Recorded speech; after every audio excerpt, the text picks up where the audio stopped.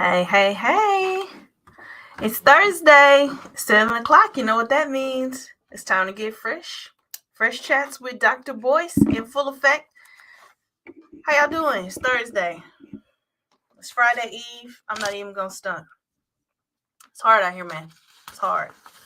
Um, it's been a week, y'all. But I'm so glad to be here.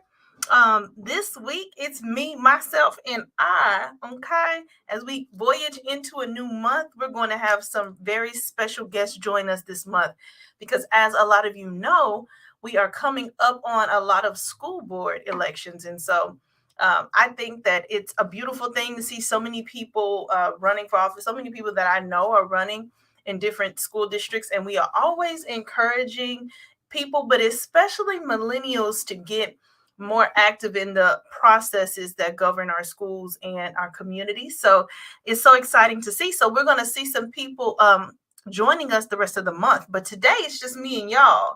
So we're going to talk about how to increase engagement in our classrooms. So this is a big one.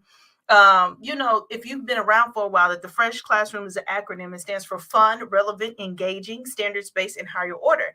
And the E is for engaging. This is always a big one with teachers that are like, look, my students are wholly disengaged. They ain't here for this. I ain't here for this half the time.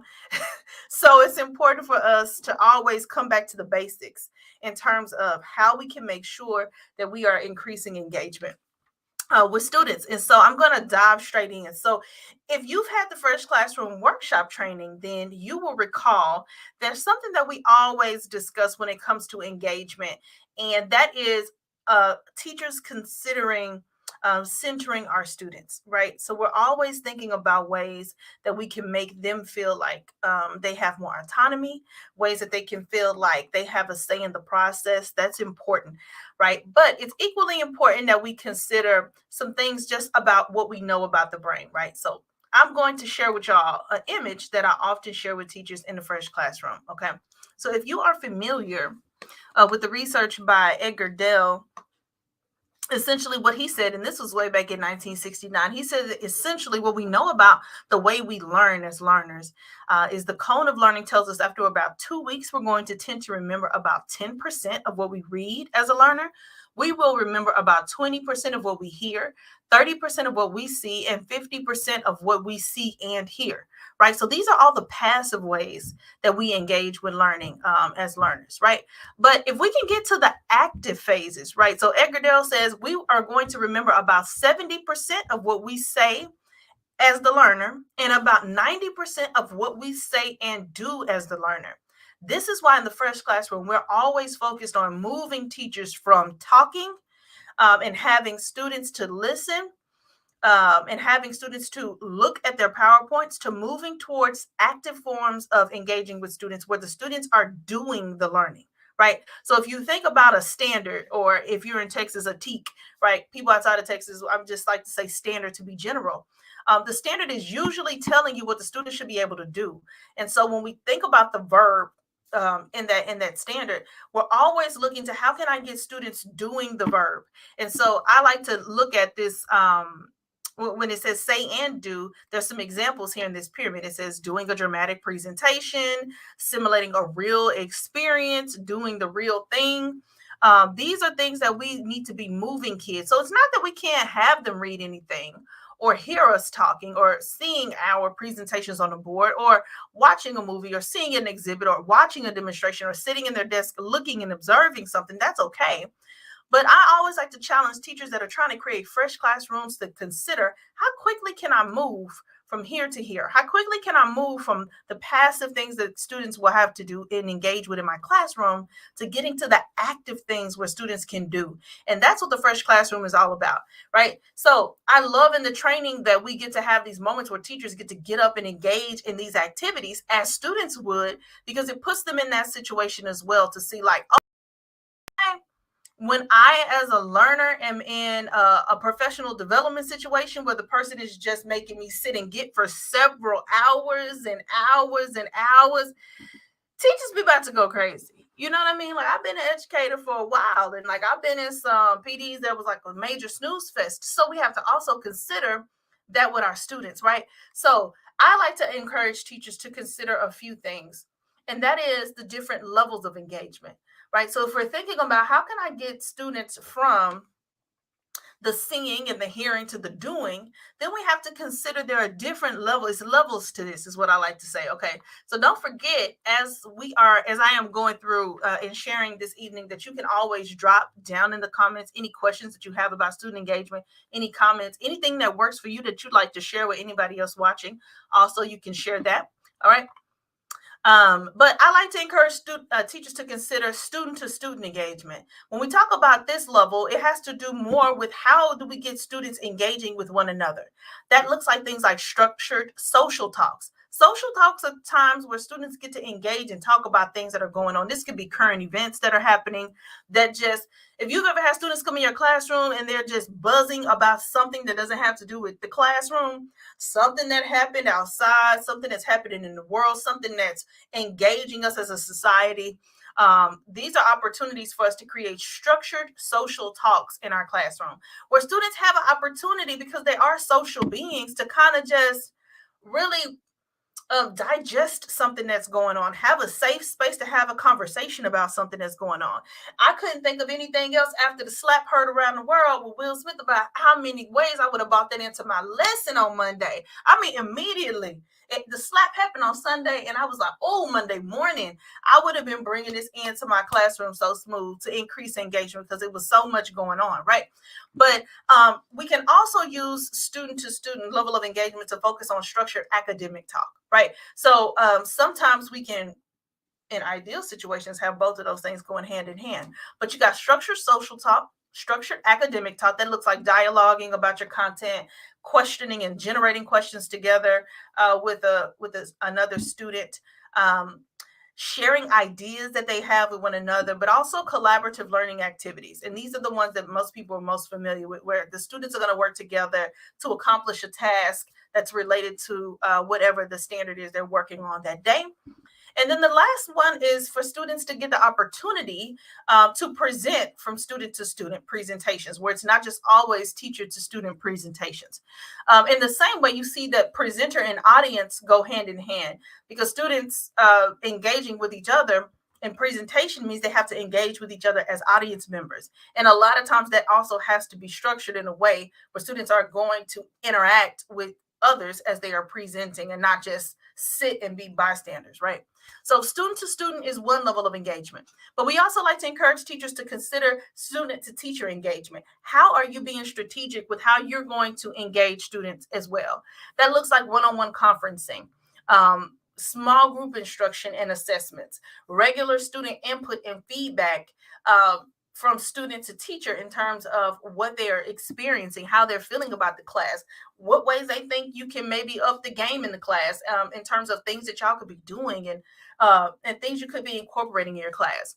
But the last part is student selected topics, right? So we get student to teacher engagement by way of students selecting things that they desire to have, right? So a lot of times what students are engaging with is always teacher selected. But this says if we're looking at increasing our levels of engagement, consider how often we can have students generating topics that they want to focus on in our classroom. And the last one is student to community engagement. It's so important for us to consider how we are engaging students to community. And this is the one that I realize a lot of people don't touch on at all, or when we get to it in the workshops, they're kind of confused, like, what you mean by student to teacher engagement? Student to community engagement.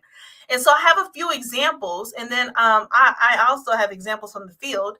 So student to community engagement looks like parent-led lessons or activities. And I know some people are like, look, I can't even get these people to answer the phone when I called and I come in to lead no activity. But trust me, you have parents amongst your parents that will come, that will host something that can partner with their company or their corporation to provide your classroom or your school an opportunity that you may not even know exists, right?